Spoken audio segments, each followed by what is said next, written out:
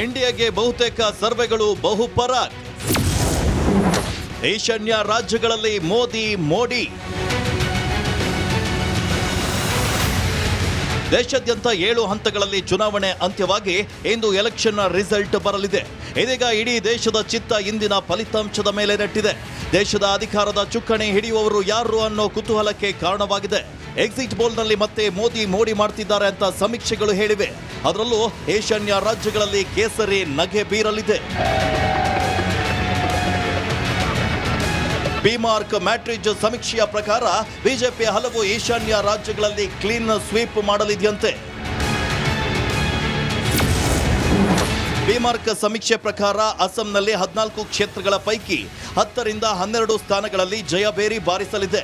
ಇಂಡಿ ಕೂಟ 2 ಸ್ಥಾನಗಳಲ್ಲಿ ಜಯ ಗಳಿಸಲಿದೆ.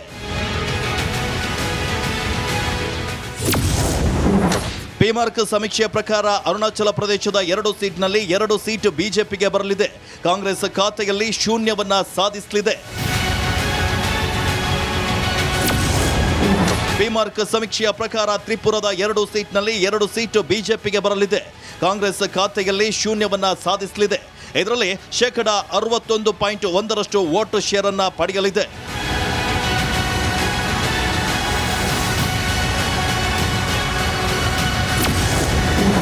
ಬಿಮಾರ್ಕ್ ಸರ್ವೆ ಹೇಳುವಂತೆ ನಾಗಾಲ್ಯಾಂಡ್ನ ಏಕೈಕ ಸೀಟ್ ಎನ್ಡಿಎ ತೆಕ್ಕೆಗೆ ಹೋಗಲಿದೆ. ಆದರೆ ವೋಟ್ ಶೇರ್ನಲ್ಲಿ ಇಂಡಿ ಕೂಟಕ್ಕೆ ಕೊಂಚ ಲಾಭವಾದರೂ ಸೀಟ್ ಸಿಗೋದು ಡೌಟ್. ಮಣಿಪುರ ಗಲಭೆಗಳು ಈ ಚುನಾವಣೆಯಲ್ಲಿ ಬಿಜೆಪಿಗೆ ಅಷ್ಟರ ಮಟ್ಟಿಗೆ ಪೆಟ್ಟು ನೀಡಿಲ್ಲ. ಉಳಿದಂತೆ ಮೇಘಾಲಯ, ಮಿಜೋರಾಂನಲ್ಲೂ ಬಿಜೆಪಿ ಉತ್ತಮ ಫಲಿತಾಂಶ ಬರೋ ಸಾಧ್ಯತೆ ಇದ್ದು ಇಂದು ಕ್ಲಿಯರ್ ಪಿಕ್ಚರ್ ಹೊರಬೀಳಲಿದೆ. ನಡಿ ಈಗ ಶುರು ಮಾಡೋಣ.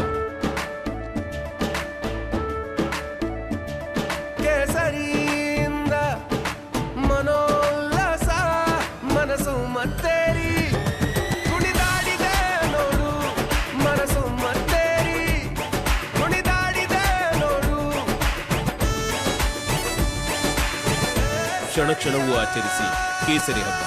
ವಿಮಲ್ ಬಾಯಲ್ಲಿ ಹೇಳಿ ಕೇಸರಿ. Bureau report, republic Kannada. ನೋಡಿ, ಇಷ್ಟೊತ್ತು ದೇಶದಲ್ಲಿ ಹೈ ವೋಲ್ಟೇಜ್ ಕ್ಷೇತ್ರಗಳು ಗಮನ ಸೆಳೆದಿರುವ ಕ್ಷೇತ್ರಗಳ ಬಗ್ಗೆ ಮಾತಾಡ್ತಾ ಇದ್ವಿ. ಅದ್ರ ಜೊತೆಗೆ ಈಗ ಗಮನ ಸೆಳೆದಿರುವ ರಾಜ್ಯಗಳ ಬಗ್ಗೆ ಕೂಡ ಮಾತನಾಡಬೇಕು ಅಂತ ಅನ್ಸುತ್ತೆ. ಉತ್ತರ ಪ್ರದೇಶ, ಬಿಹಾರ, ಪಶ್ಚಿಮ ಬಂಗಾಳ ಸೂಕ್ಷ್ಮ ರಾಜ್ಯ ಆಗ್ಬಿಟ್ಟಿದೆ. ಕಾರಣ 7 ಹಂತದಲ್ಲಿ ಮತದಾನ ಪ್ರಕ್ರಿಯೆ ಆದ್ರೂ ಕೂಡ ಅತಿ ಹೆಚ್ಚಿನ ಗಲಾಟೆಗೆ ಸಾಕ್ಷಿಯಾಗಿರುವಂತಹ ರಾಜ್ಯ ಪಶ್ಚಿಮ ಬಂಗಾಳ. ಈ 3 ರಾಜ್ಯಗಳಲ್ಲಿ ಯಾವ ರೀತಿಯ ಲೆಕ್ಕಾಚಾರಗಳಿದೆ ಆ ಕುರಿತ ಒಂದು ಸ್ಪೆಷಲ್ ರಿಪೋರ್ಟ್ ನಿಮ್ಮ ಮುಂದೆ.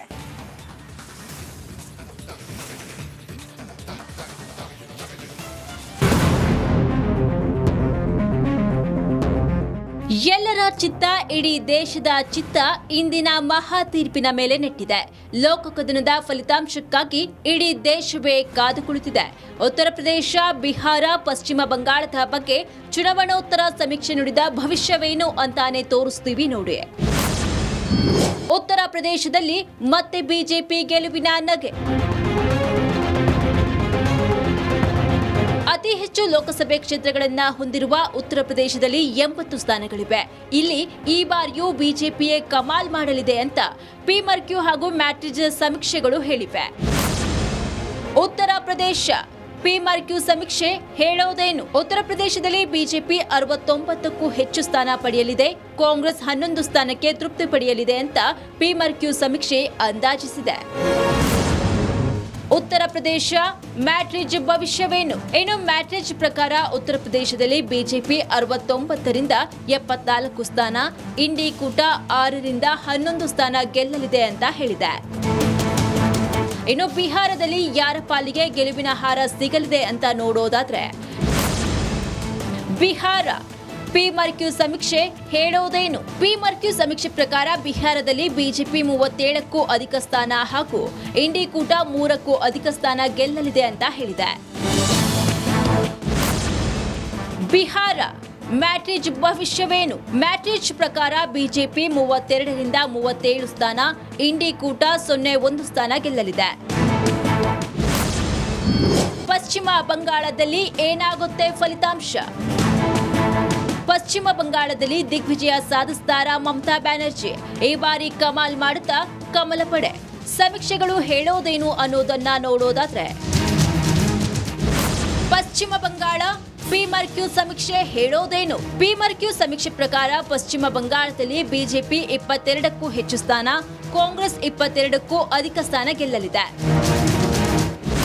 ಪಶ್ಚಿಮ ಬಂಗಾಳ ಮ್ಯಾಟ್ರಿಜ್ ಭವಿಷ್ಯವೇನು? ಇನ್ನು ಮ್ಯಾಟ್ರಿಜ್ ಸಮೀಕ್ಷೆ ಪ್ರಕಾರ ಪಶ್ಚಿಮ ಬಂಗಾಳದಲ್ಲಿ ಬಿಜೆಪಿ 21ರಿಂದ 25ಕ್ಕೂ ಹೆಚ್ಚು ಸ್ಥಾನ, ಕಾಂಗ್ರೆಸ್ 16ರಿಂದ 20 ಸೀಟ್ ಗೆಲ್ಲಲಿದೆ.